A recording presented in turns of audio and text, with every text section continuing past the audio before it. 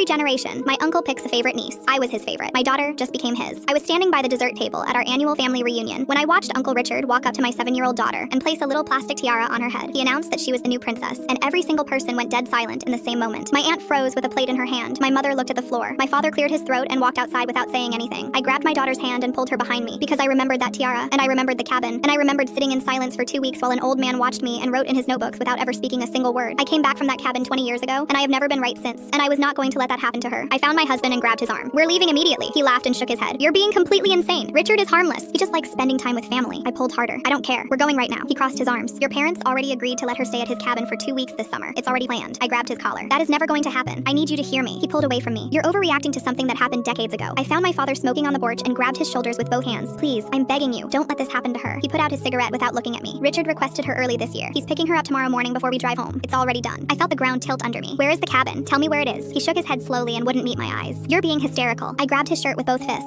I will call the police right now and tell them everything. He peeled my fingers off one by one. You were blindfolded in the car every time. Richard funds everything this family has. That's how it works. I stayed up all night in my daughter's room, and in the morning I watched Richard's car pull up the driveway. I grabbed my daughter and ran out the back door and drove 4 hours home without stopping, and I thought I was safe. My husband called me screaming that I had embarrassed him in front of the whole family. My father left a voicemail saying Richard was very disappointed. 3 days later, I came home from work and my daughter was gone, and there was a note from my mother on the kitchen counter in her perfect handwriting. Richard picked her up this morning. Don't worry, she'll be back in 2 weeks, just like everyone else. I called every former favorite I could find in old family photos.